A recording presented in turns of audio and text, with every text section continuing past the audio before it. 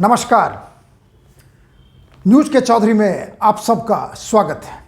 मैं वीरेंद्र चौधरी एक बार फिर से आपके सामने हाजिर हूं एक नए सवाल को लेकर।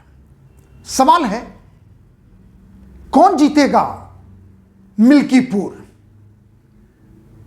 योगी या अखिलेश? आइए इसी सवाल पर देखते हैं न्यूज के चौधरी।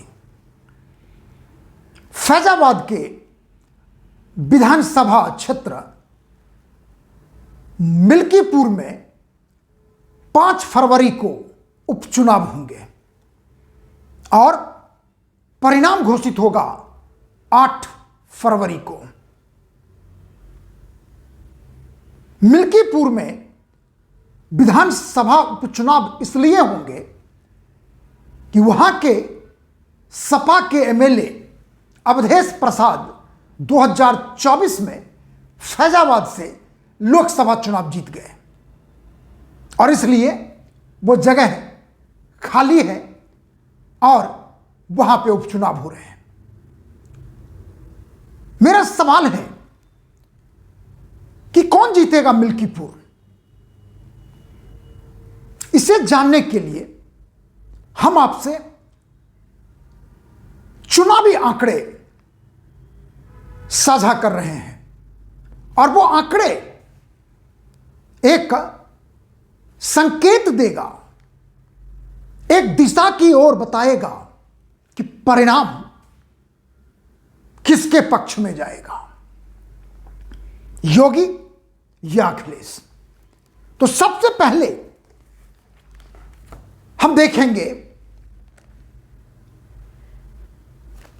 कि मिल्कीपुर विधानसभा क्षेत्र में अब तक जितने चुनाव हुए हैं, किस पार्टी की जीत कब हुई, कितनी बार हुई। देखिए, 1967 से लेकर 2022 यानी 2022 का माने है उत्तर प्रदेश विधानसभा चुनाव आखिरी बार 2022 में हुआ, आगे 2027 में होगा।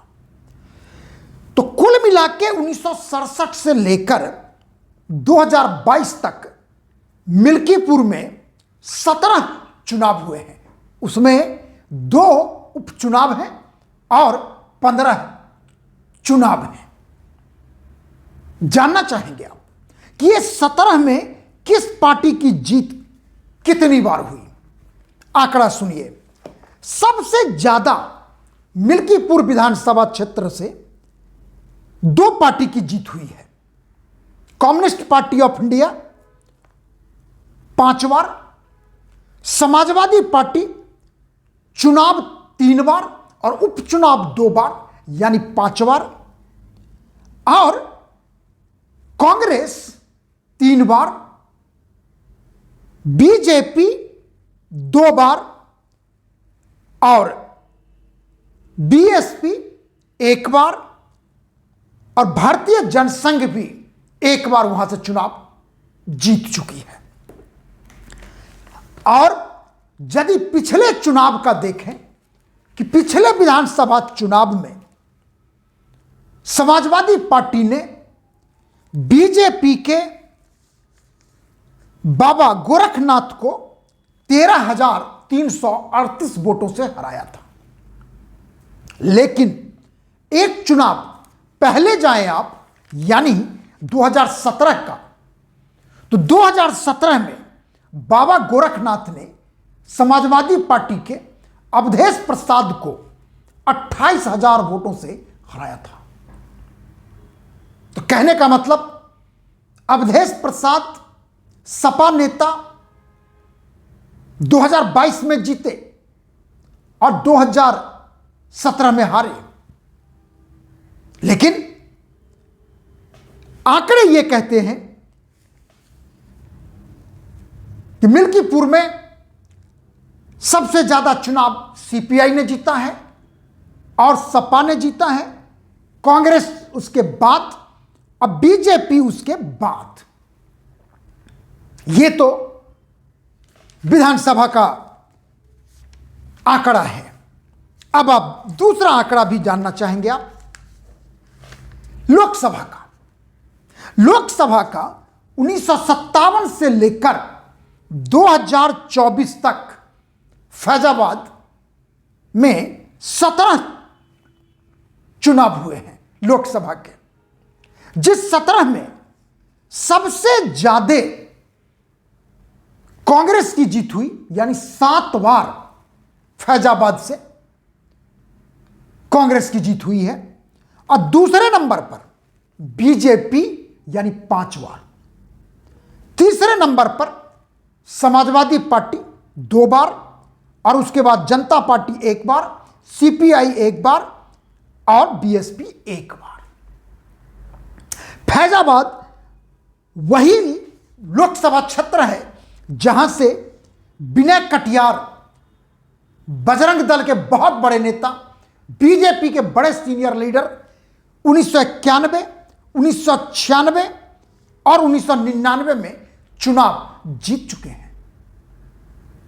और उसके बाद बीजेपी के ही लल्लू सिंह 2014 और 2019 में भी जीते, लेकिन लल्लू सिंह 2024 लोकसभा चुनाव में समाजवादी पार्टी के अवधेश प्रसाद से चुनाव हार गए, और हार का अंतर था 55,000 वोट। कहने का मतलब लोकसभा चुनाव फैजाबाद जहां अयोध्या है, हार बीजेपी के लिए पूरे देश में एक प्रश्न खड़ा किया कि राम मंदिर का प्रतिष्ठापन जिस सरकार ने किया, वो सरकार की पार्टी की हार हुई फैजाबाद यानी अयोध्या में। और यही कारण है कि मिल्कीपुर विधानसभा उपचुनाव योगी सरकार के लिए एक बहुत बड़ा चैलेंज है। अभी थोड़े दिन पहले उत्तर प्रदेश में 9 विधानसभा उपचुनाव हुए थे, जिसमें एनडीए यानी बीजेपी ने 6 और आरएलडी ने 1, 7 सीट जीता, और सपा का लिमिट रहा सिर्फ 2 सीटों पर, जिसमें योगी सरकार सफल हुई। अब दूसरा इम्तिहान है योगी सरकार का मिल्कीपुर। हालांकि मिल्कीपुर में, जैसा मैंने कहा, कि जो आंकड़े कहते हैं विधानसभा चुनाव के, वो बीजेपी के पक्ष में नहीं रहे हैं, लेकिन योगी सरकार, योगी आदित्यनाथ ने बहुत बड़ा चैलेंज स्वीकार किया है कि 2024 की हार का बदला मिल्कीपुर विधानसभा उपचुनाव से लेंगे। और जिस रफ्तार से, जिस गति से मुख्यमंत्री योगी आदित्यनाथ अपने हाथ में कमान लेकर मिल्कीपुर का उपचुनाव संचालन करने में लगे हैं, निश्चित रूप से वो सोच रहे होंगे कि 2024 के हार का बदला लेकर ही छोड़ेंगे। अब सवाल उठता है कि ये तो 2 आंकड़े हैं, लेकिन मिल्कीपुर सुरक्षित क्षेत्र है शेड्यूल कास्ट के लिए, वहां पर जातियों का गणित भी बड़ा ही महत्वपूर्ण स्थान रखता है, क्योंकि सीधे सीधे टक्कर है बीजेपी का समाजवादी पार्टी से। और यदि आप अन्य कैंडिडेट को भी देखना चाहें तो बीएसपी के भी कैंडिडेट हैं, एएसपी यानी चंद्रशेखर के पार्टी के भी कैंडिडेट हैं।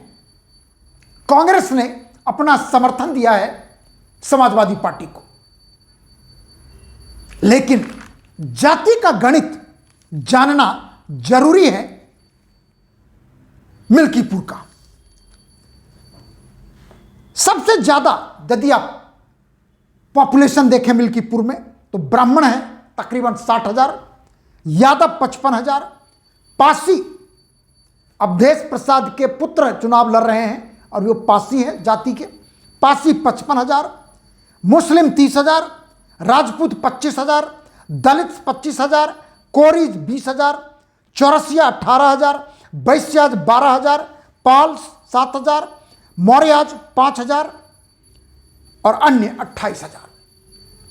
कहने का मतलब है कि यहां पर सपा का पीडीए माने पिछड़ा, दलित और अल्पसंख्यक, यानी पिछड़ा, दलित, अल्पसंख्यक, उनका दावा है कि यादव, पारसी और मुसलमान ये तीन उन्हें पिछले बार भी चुनाव में वोट दिए थे, अब की बार भी देंगे, और इनको तीनों को यदि आप जोड़ देते हैं, ये जो जातिगत गणित है वो 1,40,000 के आसपास पहुंचता है।